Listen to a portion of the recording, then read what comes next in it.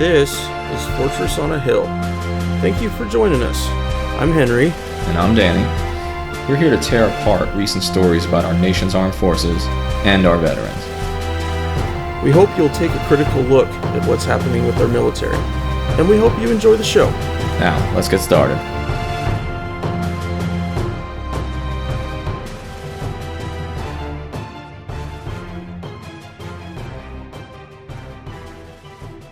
All right, hey listeners. So I realized that since we've last spoken to you, so much shit has happened that there's just no way to keep up with it all. So I've got headlines, and Henry's got headlines, and we're going to hit you with stuff that we think is important.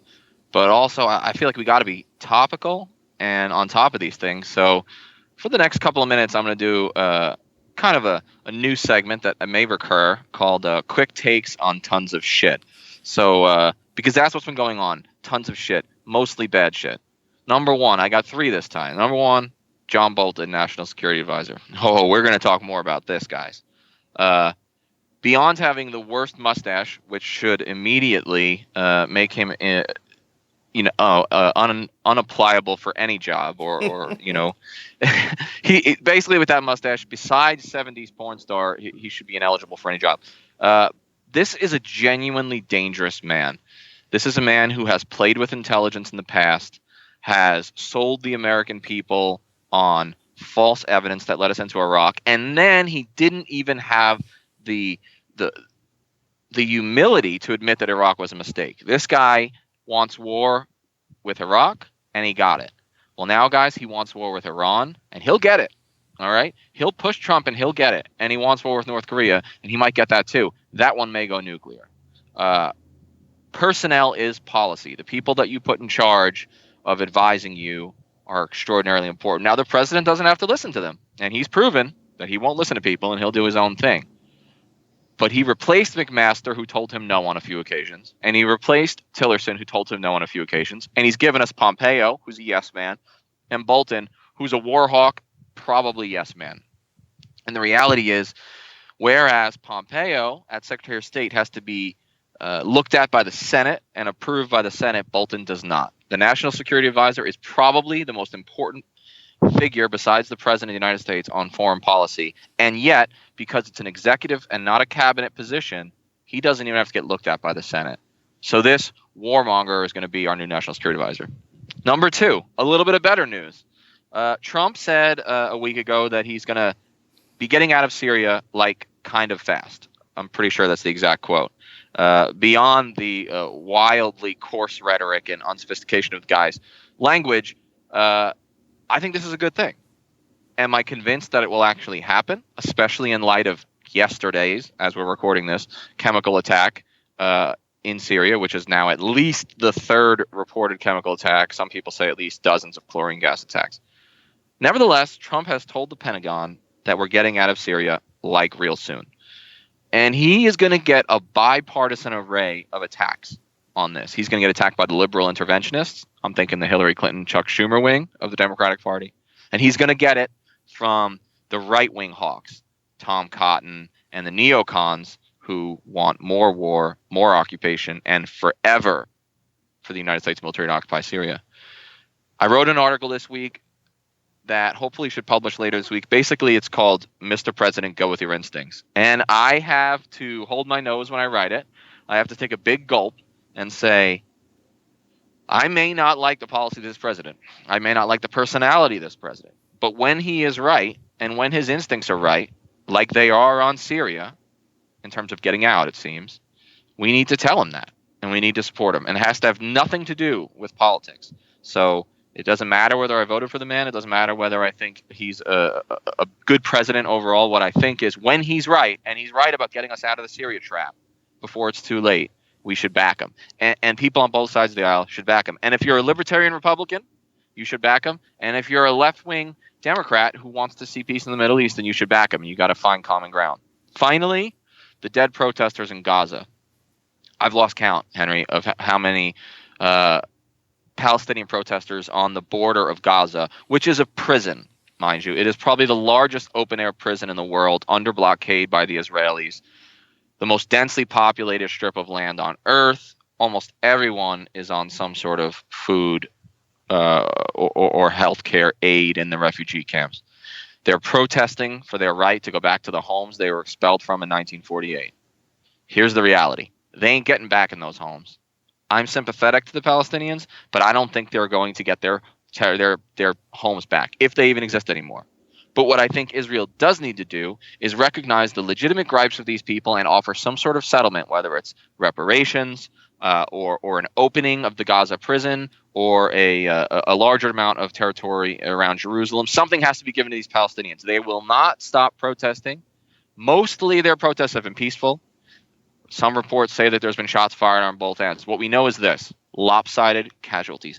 Always lopsided casualties. Always, always. Anytime the Palestinians square off against the Israelis, you can bet that there will be 10 dead Palestinians for every 1 dead Israeli. And it's usually 10 dead Palestinian civilians for 1 or less dead Israeli soldiers. This does not mean that I think Israel should be wiped off the map. I don't. This does not mean that I think Israel shouldn't provide for its own security. I do. But I have to also tell you that it's very distressing what's happening in Gaza. All right, I think I'm over my 5 minutes, although I didn't set a time on it. So that's quick takes on tons of shit for this week. Like you, I think the idea of getting out of Syria is probably a good one, but given what's going on in Gaza right now, given what's happening with Turkey, how do we do that without just resigning the Kurds to oblivion? So that's a great question, Henry. And I think, man, we should probably almost do a session on the Kurds at some point. I agree. Let me say this. I'm of two minds about this issue, the head and the heart. My heart is with the Kurds, always has been. Feels terrible for them, thinks they got a raw deal at the end of the First World War. Think we talk a good game about popular sovereignty, but then we have this stateless nation stuck between 4 countries, right? Iran, Iraq, Turkey, and Syria. My head says there's nothing the United States military can do short of all-out regional war to protect them. There are some options out there: a no-fly zone over the Kurdish-occupied section of Syria. There's a lot of risks involved in that too. What do we do if the Russians break through our no-fly zone? Do we shoot down a Russian jet and take a chance of war? These are the kind of questions we have to think about. So I really like that you brought that up, because here's the truth. Heart and head are sometimes going to be divergent from one another in foreign policy. The prudent practitioner, the serious practitioner of foreign policy, I think, has to weigh the risk-reward calculus. And I'm not sure that when it comes to the Kurds, the risk of long-term U.S. involvement is worth the reward, which is probably limited. That being said, I'm not certain that we can't do anything with the Kurds, so we need to talk more about that. But it's a sad state of affairs for the Middle East Kurds. Do you think, in my last thought on this, do you think that a quick withdrawal on our part in Syria, let's say 6 months or less, would or wouldn't leave a vacuum for ISIS to reform? I think that it could conceivably leave some level of a vacuum, but for the most part, I think the ISIS caliphate in terms of holding land is probably a thing of the past. Why do I say that? Not because I'm an optimist. I'm a known pessimist, just ask my wife, but because ISIS's territory in eastern Syria and western Iraq is now surrounded on all sides by hostile actors. Turkey's not interested in them. Assad's regime in Russia certainly don't want them coming back. The Kurds don't want them coming back, and neither does the now kind of reinforced Iraqi army and Iraqi Popular Mobilization Forces. Maybe the United States was needed to more quickly stamp out the caliphate, but I think there's enough force on the ground now to ensure that ISIS doesn't return, at least not as a land-holding major ground power. I think the ideology is going to stick around. I think that the transnational terror attacks will continue, but I don't think it's either the United States' place to stay in eastern Syria, because remember, we occupy 1/3 of Syria right now. We are the proud owners of 1/3 of Syria, and that's frightening, because that means that we're responsible for the hopes, the dreams, the worries, the stability of all those people. And I've seen how this movie, and you've seen it too, how this has played out before in Iraq and Afghanistan, and we have a very poor track record. So do I think ISIS will try to fill the vacuum? Yeah, I do.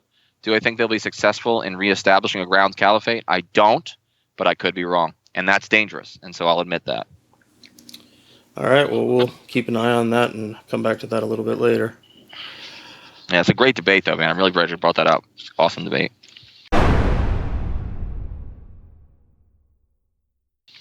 All right, so we're moving along to kind of good subject, kind of bad subject, and I'm not going to title it. I'm just going to start reading what the dialogue I have here. There are some promises we believe come with being Americans. The American dream, the American opportunity. It's what we're told from the beginning of our lives, that with hard work and dedication, a person of no or modest means can rise the ranks of our society and create something from nothing. Given the pervasive income inequality our country currently suffers from, it is hard to take a look for opportunities, especially for people with modest means. So it'd be nice during this time if the military could set a different example, could demonstrate an example of what hard work and dedication could get someone here in the United States. So I want to talk about a man named Hector Barajas. Hector was a little boy when he came to the U.S. I believe he was 6, and as a result, he never received a green card or citizenship. He later enlisted in the Army, which provided him with a path to becoming a citizen. He served from 1995 to 2001 in the 82nd Airborne. A while later, Hector was arrested, and this was after he was honorably discharged. He was arrested for shooting at an occupied car, and after 2 years in prison, Hector was deported. Hector found himself in a country which he did not call home, nor did he defend it with his life like the U.S., due to the fact that green card holders can be deported following criminal proceedings. Now, to me, the idea that his time in the U.S. was ended because of a crime he committed doesn't pass the common sense test. American citizens don't lose their eligibility to be Americans if they commit a crime. They're supposed to pay for their crimes and go on with their lives. But green card holders don't get that chance in this instance. If they break a law, sometimes even a very insignificant one, they can be deported. But get this, the VA is still bound by law to assist in the burial of veterans, even those living abroad. So while they have no legal right to be in this country, the country they defended, mind you, they can have their bodies brought back because of VA burial benefits. Oh my God. So, and it's a story we've seen more and more during the Trump administration, but it also happened under former presidents as well. The Obama administration deported veterans, although we don't have specific numbers for his time in office. But coming back to Hector, Hector did something extraordinary after he was deported to Mexico. Most people would be understanding if somebody in Hector's shoes had to focus entirely on themselves. Hector didn't speak Spanish, and he didn't know anybody in Mexico. But even still, he founded a place which today is called the Deported Veterans Support House. My guess is that Hector founded it because he wished something like that existed when he first arrived there in 2004. I like to think it's a south-of-the-border USO. It gives deported veterans a home if they need one, a bite to eat, a place to work on filing paperwork to return to the U.S., it has even become a place where these veterans can meet with their congressional representatives, and they actually did, and try to advocate for their return to the U.S. But this place isn't really the USO. The men and women who come here generally have no other place to call home. Now we get to the better part of the story. Guess who finally gets to come home? Hector. California Governor Jerry Brown has pardoned Hector for his earlier offenses, and he will be able to become a U.S. citizen. Hector, I hope you get the chance to hear this. I can't tell you how excited I am you get to come home, and that they can't make you leave again. However, the next part of the story is my favorite part. Hector is planning to commute between Tijuana and Compton, where he's from, for at least a year following his return home, ensuring that the Deported Veterans Support House keeps running smoothly for the many other deported veterans that still need its assistance. Hector, despite all he's been through, despite all that weighed on him and his family, still wants to make sure that all his brothers and sisters in arms come home. So, if any of you have a chance, send him a message on Facebook or Twitter. Tell him how awesome it is that he gets to come home, and tell him how awesome it is you consider the work that he's doing. Danny and I'll continue discussing this topic until it stops being newsworthy. I have no doubt that more veterans are going to be deported, despite the rhetoric from the Trump administration about all the support they provide veterans, because clearly it isn't to all veterans. That's such a great story, and also so demoralizing that it's even come to this. Thankfully, he's coming back, and what an inspiring guy. Talk about being a soldier for life. You know, the Army always talks about that. In fact, I think there's a program now, right, Henry? It's called like Soldier for Life. Something this whole like that. idea Yeah, of, yeah. the Marines have always said that, right? Once a Marine, always a Marine. Well, the Army's starting to say it too. I mean, continuing to serve when out of uniform, that's what Hector's doing. And it's incredibly admirable. It is. It is. So here's the deal, everybody. Combat veterans come home with a variety of military-related illnesses or injuries, especially psychological injuries. PTSD, traumatic brain injuries, and other mental conditions are common among deployed troops. There's also the likelihood of physical injuries caused both directly or indirectly by military service. To me, the first few years following military service are the hardest, transitioning to both new non-military housing, finding a job, especially if a service member is dealing with harsh symptoms of their injuries. This is the same for all veterans of all walks of life.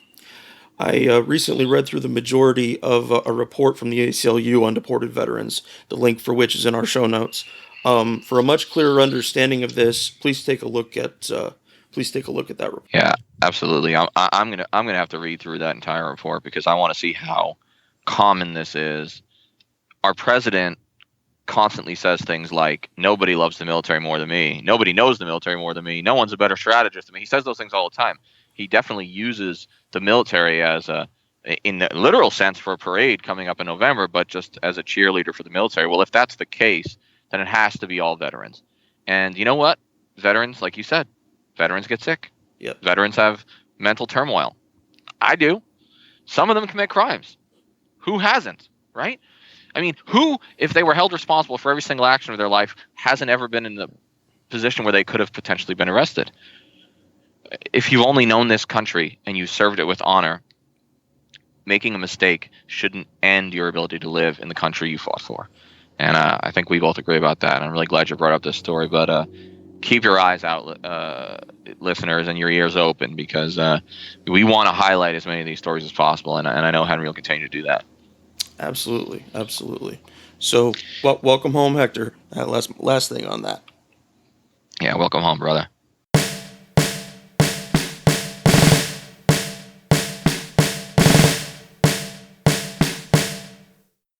Well, my first, it's so funny. Like, I wonder if the listeners have figured out how each of us has our own interests that we tend to do our articles on and tend to focus our headlines on. I think it's a really good way that we play off each other. So my first one is a dorky one about foreign policy, as always.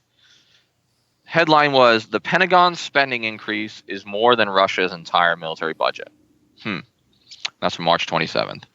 Why did I choose this article? Well, because if you listen to Pentagon spokespeople, if you listen to neoconservatives or neoliberals in the House and Senate, you would believe that the Russian bear has the most powerful military in the world, and the United States and Europe have no chance of stopping them unless we double or triple our military budget. I mean, you'd be led to believe that. Listen to the alarmist reporting on the Baltics, on the Crimea, on the Ukraine. But is that true? Yes, Russia has an impressive military and some 1,500 or more nuclear weapons. But the combined budget for the Russian armed forces this last year was $46 billion. It's a lot of money. Except the thing is, the president just increased the spending for this year $61 billion more than was spent last year. So that means that the 1-year increase in the United States' military budget is larger by $15 billion than the entire Kremlin budget. Another way to look at it is that the U.S. military budget is 14 times larger than the Russians. And you're going to tell me that there aren't any weaknesses that we can exploit in Russia? You're going to tell me that Russia really believes it could conquer Western Europe, as we're led to believe? How is that possible? Even if they do have more tanks than us, which they inevitably do. Even if they do have more foot soldiers than the Germans, which they inevitably do.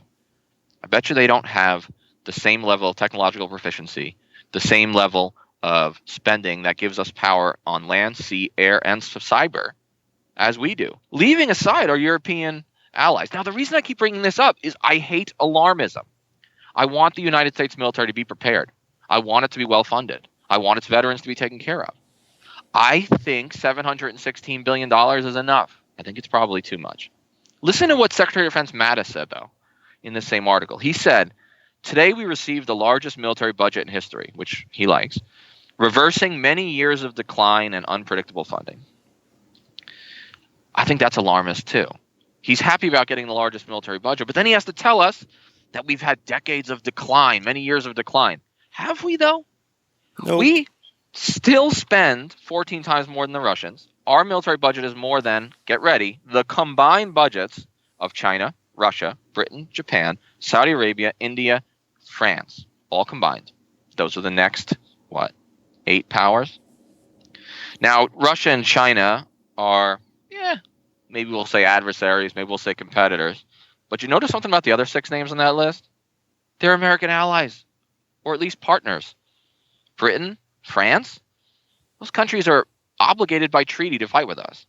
Japan, obligated by a mutual defense treaty. Saudi Arabia probably has more American weapons than any other country on the planet because we sold them to them. And India is generally considered an American partner who we have a nuclear deal with. Here's what I'm saying. Watch the Russians. Pay attention to the Russians. Call them out when they do something wrong. Don't just stand aside and let them, walk all over the United States in foreign policy. But let's be realistic about the relative strength of the two sides. To my knowledge, Russia has an aircraft carrier. The United States has nearly a dozen. Let's keep all that in mind when we balance the relative merits of our two militaries, and let's not get alarmist and throw more and more military might into Eastern Europe, which could potentially cause an even greater conflagration, which is what I fear. Let's be realistic. So I recently got introduced to Mac Thornberry, head of the House Senate Armed Committee, and it seems like that he has a little impromptu speech anytime military budgeting comes around about exactly all the points you're hitting. That our military was at is at its weakest point during the Obama years, that we need more and more and more, which patently false. But it's a little hat that they all wear when it comes to budget time. Do they think that we won't give enough money if they don't lie to us like that? Yeah, that's a good question. Perhaps, conjuring up threats is the best way to get funding. If I'm the Army or if I'm the Navy, if I work for the Pentagon, I'm going to make it seem like there are extraordinary threats out there so that I get as much of the budget as possible so that I can be as prepared to fight as possible. It's understandable why they would do that. The question becomes, at what point does civilian oversight have to step in and sort of parse out what's a real threat from what is a minor threat? And I think you use the word lie, and it's a disturbing term, but all too often I think it's true. Someone is being unfair. Someone is being, other than truthful. Because if we're spending 14 times more than the Russians, how much more does it take before we consider ourselves secure? Absolutely. Does security mean that we have to control every single region of the planet? That our military has to be able to project force in totality to any region of the planet? No other country has goals like that. The military is for defense. It's for defense and the protection of U.S. interests. The thing is, you've got to define those somewhat narrowly. Our interests can't be everything and everywhere. If it is, we're going to start spending over $1 trillion a year on the military. And you know what? Little prediction here. 5-10 years from now, that's actually how much we're going to spend. Don't be surprised when we hit $1 trillion. I'm kind of. I wonder how many schools that could build. Yeah. Exactly. We're getting there. How many schools, right? How much food? How much health care? It's everything is a trade-off. And this is coming from two military men. We don't want to see a weak army. We don't want to see a weak military. We want to see a smart military that uses its funds wisely and recognizes that true power, true national power, is smart power, soft power, our technology, the strength of our economy, the well-being of our people. That's what draws people to us, not just our military might. Absolutely. Absolutely.